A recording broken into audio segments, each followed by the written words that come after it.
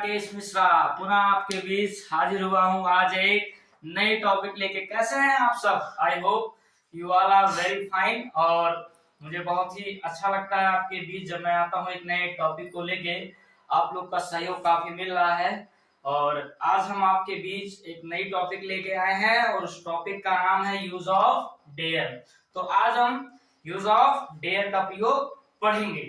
तो पढ़ने से पहले आपसे मेरा एक रिक्वेस्ट है। क्या रिक्वेस्ट यही है कि मेरे इस चैनल को सब्सक्राइब, लाइक और खूब दबा के शेयर कीजिए अपने उन खास मित्रों को जो काफी इंग्लिश पढ़ने के लिए उत्सुक हैं और इस प्रकार आप मेरे मनोबल को बढ़ाते रहें। तो आइए सीखते हैं हम यूज ऑफ डेयर का।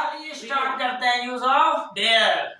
Use of dare, use of dare, dare की हिंदी मीनिंग है साहस करना या हिम्मत करना। हेलो, मैंने क्या कहा? यूज ऑफ डेयर, डेयर की हिंदी मीनिंग क्या होती है? साहस करना या हिम्मत करना। और dare also expresses the meaning of, hello, dare also expresses the meaning of challenge और करेज। डेयर की साइनोनिम्स मीनिंग अगर देखी जाए तो डेयर का मतलब चैलेंज भी होता है और करेज भी होता है। चैलेंज मीन्स क्या होता है? तो आइए जानते हैं। चैलेंज मीन्स होता है किसी को चुनौती देना। और हम ये देखते हैं आज कि डेयर का प्रयोग इस तरीके से होता है। तो देखते रहें और इस वीडियो को ध्यान से देखिएगा। यूज ऑफ डेयर पे act as a modal verb. Dare जो है ये मॉडल वर्ब की तरह भी काम करता है। मैंने क्या कहा? हेलो, सुनाई नहीं दिया? क्या कहा? यूज ऑफ डेयर जो है ये डेयर आपका एज अ मॉडल वर्ब भी काम करता है। और जब एज अ मॉडल वर्ब काम करता है तो इसके साथ इंफिनिटिव टू का प्रयोग नहीं करते हैं। इंफिनिटिव टू का प्रयोग नहीं करते हैं। इस बात को गांठ बांध लीजिएगा आप लोग कि जब भी आपका ये dare as a modal verb काम करेगा, क्या बोला? एज अ मॉडल वर्ब काम करेगा तो इसके साथ आप इंफिनिटिव टू का प्रयोग नहीं करेंगे। तो टू का प्रयोग अगर करेंगे तो क्या होगा? गलत। और इसके साथ यस या ईएस भी नहीं लगाते हैं। अगली चीज ध्यान रखिएगा, act as a main verb. ये डेयर जो है आपका मित्रों ये आपका मेन वर्ब की तरह भी काम करता है। और जब मेन वर्ब की तरह काम करता है तो कैसे फंक्शन करता है ये भी देखते हैं हम। विथ सिमिलर सब्जेक्ट, ध्यान रखिएगा कि जब आपका डेयर मेन वर्ब की तरह कार्य करता है तो सिमिलर सब्जेक्ट के साथ डेयर्स लिखते हैं, डेयर नहीं। मैंने क्या कहा? जब डेयर आपका एज अ मेन वर्ब काम करता है तो विथ सिमिलर सब्जेक्ट डेयर्स लिखते हैं, डेयर नहीं। और विथ प्लूरल सब्जेक्ट डेयर लिखते हैं, डेयर्स नहीं। मैंने क्या कहा? मैं यही कह रहा हूं, बार बार ध्यान दीजिएगा। Hello, listen and look at board carefully कि जब भी आप डेयर का प्रयोग एज अ मेन वर्ब करेंगे तो विथ सिंगुलर सब्जेक्ट के साथ डेयर्स लिखेंगे, डेयर नहीं। और विथ प्लूरल सब्जेक्ट के साथ डेयर लिखेंगे, डेयर्स नहीं। तो आप आगे बढ़ने से पहले आप सब इसका स्क्रीनशॉट अवश्य लें दोस्तों। तो आइए हम एक एग्जांपल लिख रखे हैं आपके लिए और समझते हैं कैसे डेयर का प्रयोग एज अ मॉडल वर्ब करते हैं और कैसे मेन वर्ब करते हैं। तो देखिए बोर्ड की तरफ ध्यान से। वह मेरा सामना करने की हिम्मत करता है। मैंने हिंदी का एक वाक्य लिख रखा है, वह मेरा सामना करने की हिम्मत करता है। अब इसके हम ट्रांसलेट जब बनाएंगे तो ट्रांसलेट बनाते समय ध्यान दीजिएगा कि डेयर्स टू फेस मी, यहाँ पे ध्यान दीजिएगा ये डेयर्स एज अ आपका मेन वर्ब काम कर रहा है।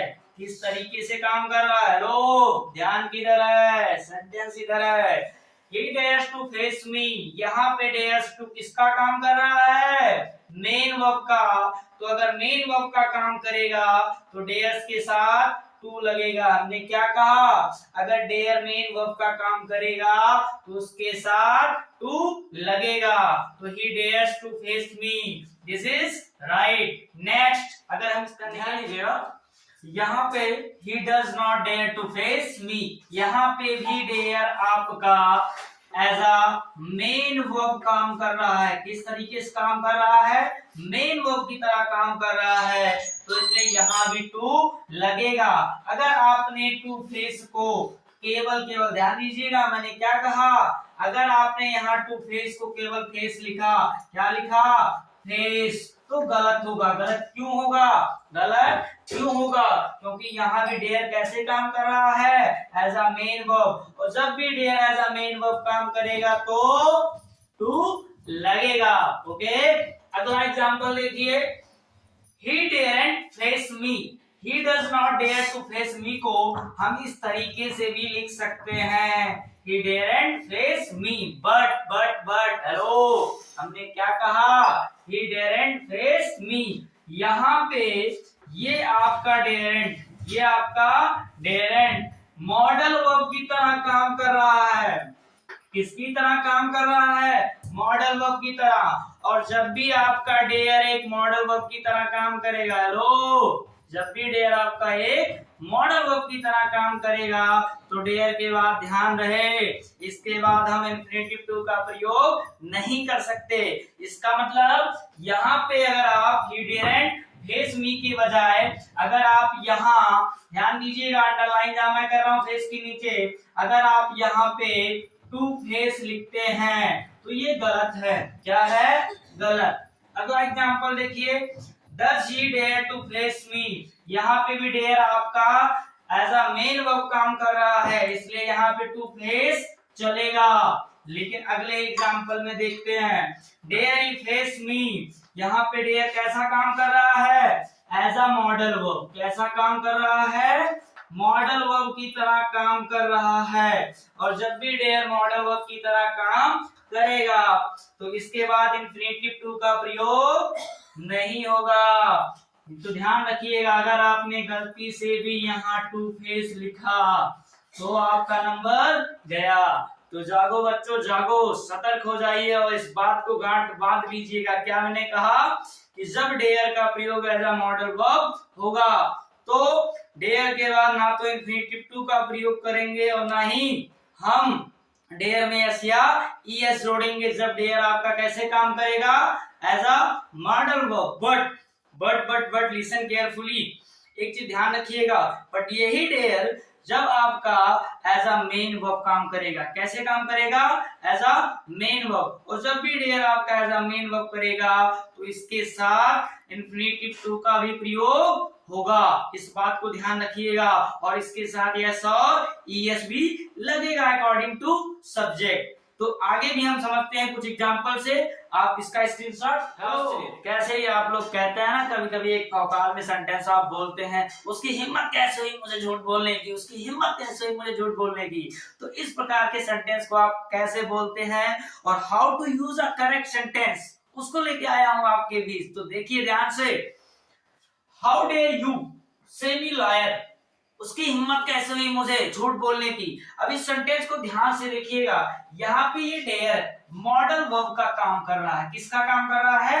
मॉडल वर्ब का काम कर रहा है। इसलिए यहाँ पे आप अगर गलती से भी, हेलो, अगर गलती से भी आपने टू से बोला तो this is a blunder. Blunder क्या है जी? This is a blunder. आप बोलते हो ना भौकाल में, हाउ डेयर यू टू से मी लॉयर, तुम्हारी हिम्मत कैसे हुई मुझे झूठ बोलने की। तो टू से नहीं dear, only say. How dare you से टू मी अ लॉयर। तो ध्यान दीजिएगा, यहाँ पे टू नहीं लगेगा।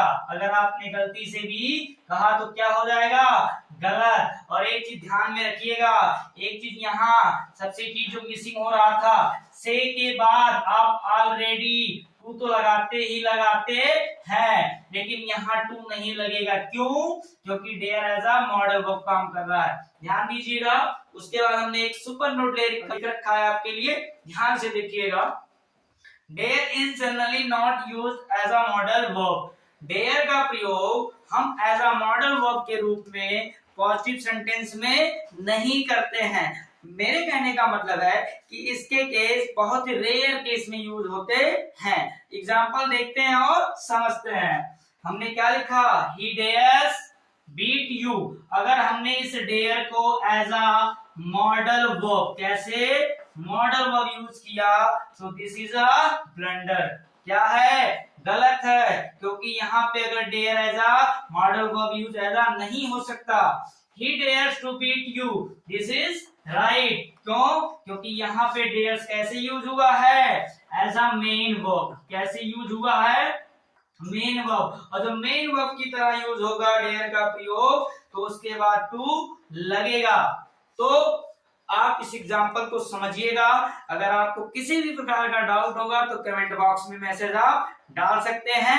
और भी कुछ आपको मैं बताता हूँ शॉर्ट फॉर्म इसके, तब तक आप एक स्क्रीनशॉट इसका ध्यान दीजिएगा। दोस्तों, हमने आपके लिए बहुत ही बेहद इंपॉर्टेंट चीज लेके आया है। इस वीडियो का सबसे कहे तो एकदम से बहुत ही मेन पार्ट और इम्पोर्टेंट भाग, जो आपके लिए बहुत ही काफी यूजफुल होगा। तो इसे ध्यान से समझिएगा। इस पूरे वीडियो का सार हम कह सकते हैं छोटे ही पार्ट में, लेकिन बहुत ही आपके लिए यूजफुल है। तो ध्यान से समझिएगा, ध्यान से देखिएगा। डेयर नॉट को हम शॉर्ट फॉर्म में डेयरेंट भी लिख सकते हैं। डेयर नॉट को शॉर्ट फॉर्म में डेयरेंट भी लिख सकते हैं। Both are correct, both are correct, there is no issue, both are correct. और एक चीज और ध्यान में रखिएगा, डेरेंट के बाद आने वाला वर्ब अपने फर्स्ट फॉर्म में होगा। डेरेंट के बाद आने वाला वर्ब अपने फर्स्ट फॉर्म में होगा, तो ये सही है। यदि डेरेंट के बाद आप वर्ब का फर्स्ट फॉर्म लिखते हो और उस वर्ब में एस या ईएस जोड़ते हो, तो this is a blunder, this is a blunder. मैंने क्या कहा, हेलो बोलो रे, क्या कहा, अरे डेरेंट के बाद B1 आता है तो उस B1 में एस या ईएस जोड़ेंगे तो दिस इज अ ब्लंडर। क्या कहा, ब्लंडर, ब्लंडर, ओके। और यदि डेरेंट के बाद हमने टू लगाया, क्या लगाया, बोलो, सुनाई नहीं पड़ा। यदि डेरेंट के बाद हमने टू लगाया फिर प्लस B1 का, तो this is also blunder, this is also blunder. इस वीडियो के समाप्त होने से पहले एक बार पुनः मैं आपसे रिक्वेस्ट करना चाहता हूं, ये आप सबका चैनल है, आप इस चैनल को खूब सारा प्यार दीजिए और खूब दबा के शेयर कीजिए अपने उन मित्रों को जो इंग्लिश सीखने के लिए काफी इच्छुक हैं। और आपका कोई भी डाउट हो तो कमेंट बॉक्स में आप कमेंट ड्रॉप आउट कर सकते हैं। ये मेरा प्रयास कैसा लग रहा है आप लोगों के लिए, ये जरूर बताएं और मेरे इस वीडियो को थम्स अप जरूर करें। Thank you so much. Hello दोस्तों, मैं आपके बीच कुछ अपने पिछले वीडियो में हमारे कुछ आप लोगों ने मैसेज किया है, तो वो बड़ी खुशी हो रही है कि आपके बीच उन मैसेज को मैं शेयर करने के लिए यहाँ पे हाजिर हूँ। और हमारा जो पिछला वीडियो था यूज ऑफ इट का प्रयोग, तो उस पे हमारे कुछ शुभचिंतकों ने अर्थात आप लोगों ने देखा और अपना बहुत ही अच्छा कमेंट दिया है, जिनमें से मैं कुछ नाम आपके पढ़ के बताता हूँ। सुनीता चौधरी जी ने, उनका कमेंट आया है best grammar teacher in the world. तो आपको इस कमेंट के लिए बहुत बहुत धन्यवाद, आपने मेरे हौसला को बढ़ाया। अनुराग उपाध्याय जी का कमेंट आया है माइंड ब्लोइंग वीडियो सर, तो आपको भी थैंक्स अ लॉट। उसके बाद लकी चौधरी जी का भी कमेंट आया है नाइस वीडियो सर, तो आपको भी पुनः पुनः धन्यवाद है। और आदर्श अग्रहरी जी, उन्होंने भी कमेंट किया हुआ है बेस्ट एक्सप्लेनेशन वीडियो सर।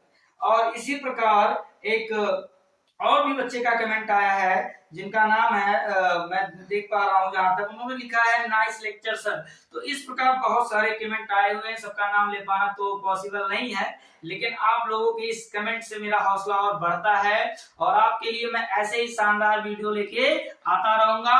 और मेरे इस वीडियो को थम्स अप बोले तो लाइक करने का, शेयर, अपन झुकेगा नहीं, बस आप लोगों का सहयोग रहा तो ऐसे ही बैक टू बैक वीडियो आता रहेगा और आप लोगों को खूब ऊंचाइयों पे ले जाने का कार्य मेरा है। तो पुनः थैंक्स अ लॉट।